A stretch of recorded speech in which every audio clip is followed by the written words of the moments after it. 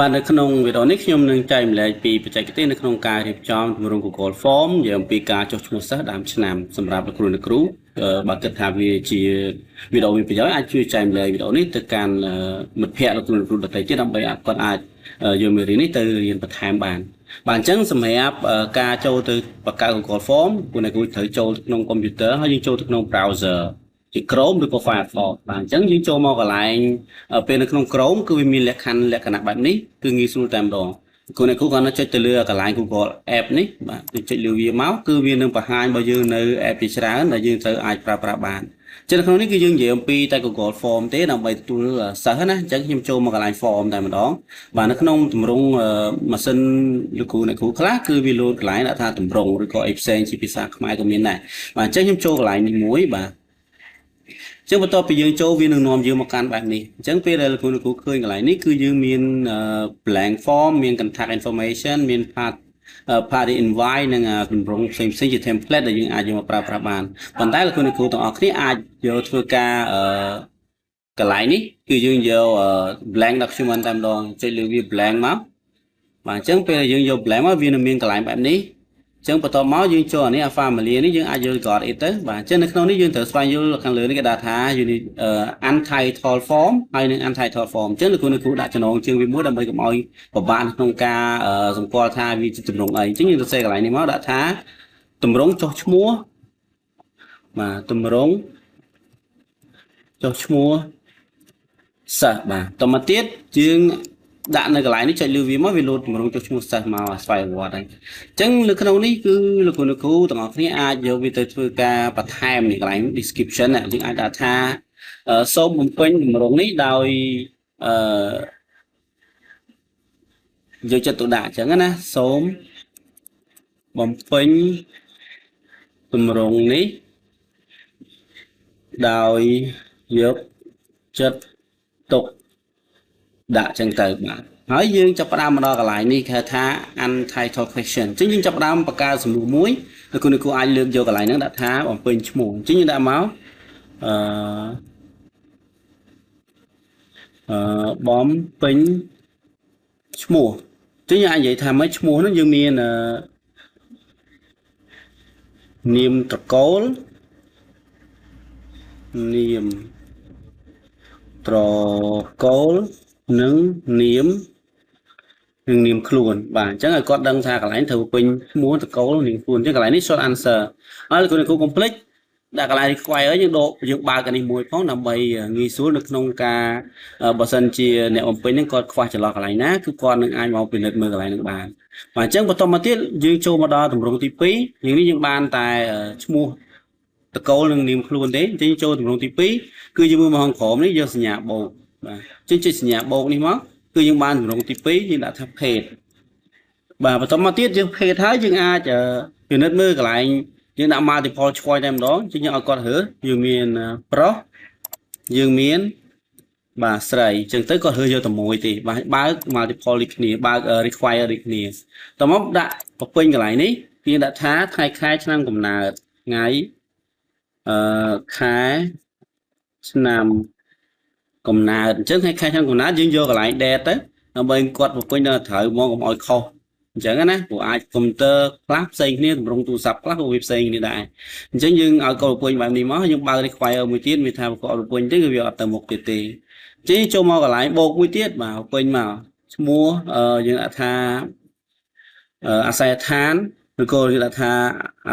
ទីកន្លែងកំណើតទាំងទីកន្លែងកំណើតអញ្ចឹងយើងអាចវងកញ្ចក់បញ្ជាក់របស់គាត់មកតាមអត្រានុកូលដ្ឋានតាមអត្រានុកូលដ្ឋានអញ្ចឹងទៅអញ្ចឹងអត្រានុកូលដ្ឋានក៏ពេញអីពេញហ្នឹងមកអញ្ចឹងយើងអាចដាក់មកខាងក្រោមនេះមកបើសិនជាយើងលោកគ្រូចង់គិតថាភូមិឃុំមួយទៀតអញ្ចឹងត្រូវបែកជា2ជា3អញ្ចឹងណាតែនៅក្នុងនេះខ្ញុំគិតថាបើយកល្អយើង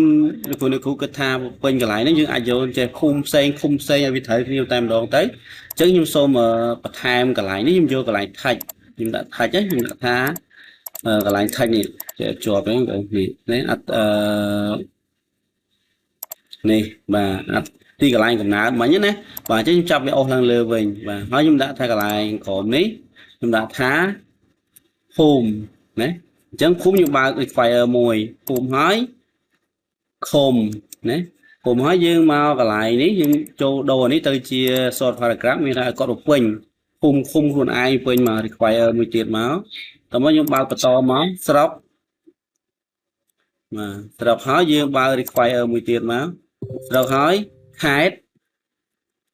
mà khai tháo dương bao require mùi tiệt máu nên dương đã short paragraph cái này cho nên không nèคนนึงก็เคยเนาะนี้ภูมิคมสระหายบางยังมีตำรวจแปะปอนจมูกนั่งตีกับลายกับหนาบอกก่อนแต่ว่ายังจังหวะในเตียดจังบ้านน่ะแซ่ทานยังทายมันกับลายนี้ทาย description ทำไมมีที่แบบท้าปอร์เมนอนาชิบาจังงั้นนะที่มันเซมเอา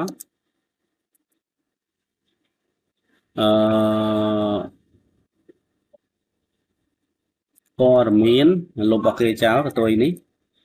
ปอร์เมนอันนะเชียบาลจังกับไรปอร์เมนนะเชียบาลเลยยืงตุกเจ้าจังม้าเขาเป็นเขายิงตะตำรวจมือเทียนม้าปกนี่ชั่วโมงปกชั่วโมงปกปกsẽออกนาไปปกจังกับไรนี่ยืงถือก็เป็นชั่วโมงปกจังมีเนียมตะโกเนียมคล้วนมาเนียมตะโกนึ่งเนียมล้วนบัดเอาไว้มาจังไอ้กอดตกเป็นตามนั้นยังบากันนี้ด้วยนี่ปัดนะคืออัดใจเอาทีจังยิ่งจ้องมาหนังมือตีได้ยิ่งกุปีมาจังยิ่งมาสดามยิ่งโยปีเนี่ยmìnhกุปีเอาทีนี่กุปีมาchính nhung đã lại ní nhung đã thá lấy tu sáp rồi một bò lấy tu sạp trứng cái lại này có pin lấy thầm đà chắc nhung to mà tiền quá nhung copy và to tiết copy và thái mà này lấy tu sáp máu nhưng đã máu một bò trứng này có pin 200 màu tầm mà tiếc là lớp này hàng bột cho với cho một này mà đài đòn chứ nhưng lại như còn copy trên máu chứ nhưng ô hồi này ô anh á mà nó còn một bò này cái vô đi nè cho nên đã thả mà đài đấy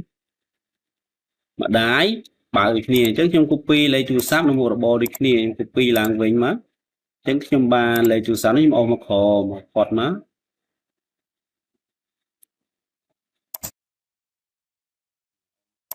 như là lừa mình thì chạy mở lại chú sáu ấy một bó copy một bó mới tiệt chẳng á và chẳng nhầm ô này là lớn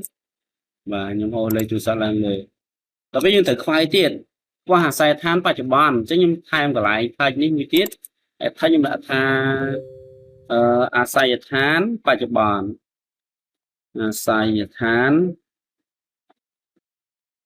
phải chụp bàn chẳng là xài tham phải cho bàn chẳng dương thở ca phun khum sọc khai được nè chẳng hạn ní một bó hồi lần lứa phọt từ lứa chứng nhung đã ăn khổ máu nhung đã tha và phun đấy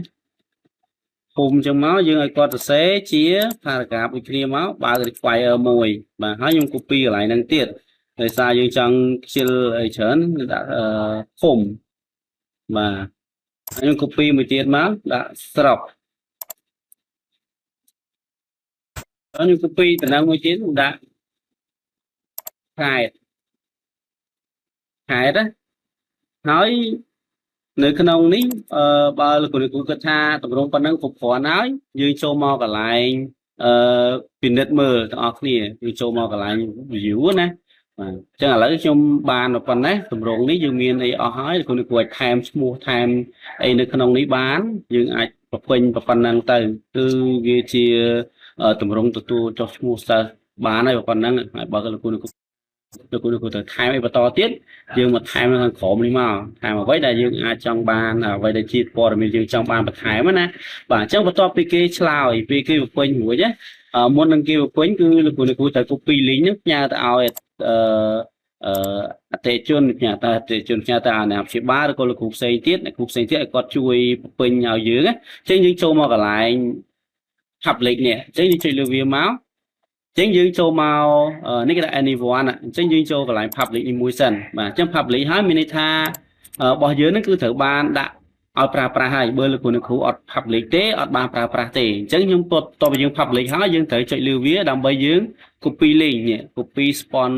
responder link ណាអញ្ចឹងខ្ញុំចូលកន្លែង manage មួយសិនដើម្បីមើលវានេះចូលមកយើងយកកន្លែង copy respond link អញ្ចឹងមានថាវាអត់នៅ restrict ទេគឺវាស្ថិតនៅកន្លែង anyone with the link មានថាណាក៏ដោយគឺអាចចូល respond បានទាំងអស់ហើយយើងជា editor នៅខាងលើនេះយើងដាក់កំណត់វាណាជា editor ទេគឺយើងម្នាក់ឯងជាអ្នក editor អញ្ចឹងខ្ញុំយក copy link អញ្ចឹង copy link នេះវាមានច្រើនប្រភេទទៀតប៉ុន្តែយើងថាយើង copy ប៉ុណ្ណឹងមកយើងអាចប្រើបានហើយអញ្ចឹងក្នុងករណីលោកគ្រូគិតថា copy link យកល្អជាងនឹងទៀតចុចលើវាមានឲ្យយើងនេះ short URL ពេញ short វាខ្លីជាងនឹងទៀតទេនេះ short URL មកនៅសល់តែវាយនេះហេអញ្ចឹងយើង copy មកចឹងយើង copy link មានច្រើនចន្តានណាហើយយើង share វាទៅវិញទៅបន្តមកទៀតយើងយកវាមកយកមកផាសនៅក្នុងទម្រង់